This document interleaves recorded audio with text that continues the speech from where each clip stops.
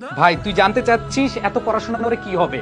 একটু মনোযোগ দিয়ে শুন। তুই যে পড়াশোনা করতেছিস সেটা তোর পড়ার টেবিলে হোক, তোর হোস্টেলের পড়ার টেবিলে হোক, তোর ম্যাথের পড়ার টেবিলে হোক, তুই কি জানিস তোর পেছনে আরো দুইটা চোখ তাকিয়ে আছে? জানিস কি? না জানলে একটু শুনে রাখ।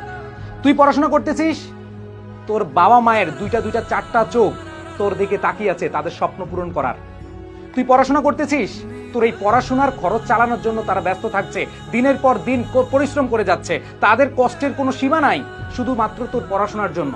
তুই পড়াশোনা করতেছিস, তারা অধীর আগ্রহে বসে আছে কবে তোর প্রতিবেশীকে, তার কাছের মানুষগুলোকে বুক ফিলিয়ে বলবে যে আমার ছেলে আমার মেয়ে ভালো রেজাল্ট করেছে। তুই পড়াশোনা করছিস, তোর বাবা মা দুই হাত তুলে অজরে কাঁদতেছে আল্লাহর কাছে যেন তুই ভালো রেজাল্ট করতে পারিস।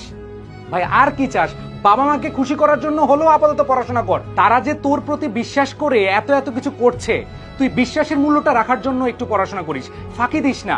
বাবা মা এত কষ্ট করে তোদের খরচ চালাচ্ছে আর তুই মোবাইলে ফ্রেন্ডদের সাথে নির্দ্বিধায় তুই চ্যাটিং প্যাটিং করে সময় নষ্ট করতেছিস, তুই আড্ডা দিতেছিস, এখানে যাচ্ছিস ওইখানে যাচ্ছিস, ঘুরে বেড়াচ্ছিস। ভাই এখন না বুঝলে পরে কিন্তু ঠিকই বুঝবি।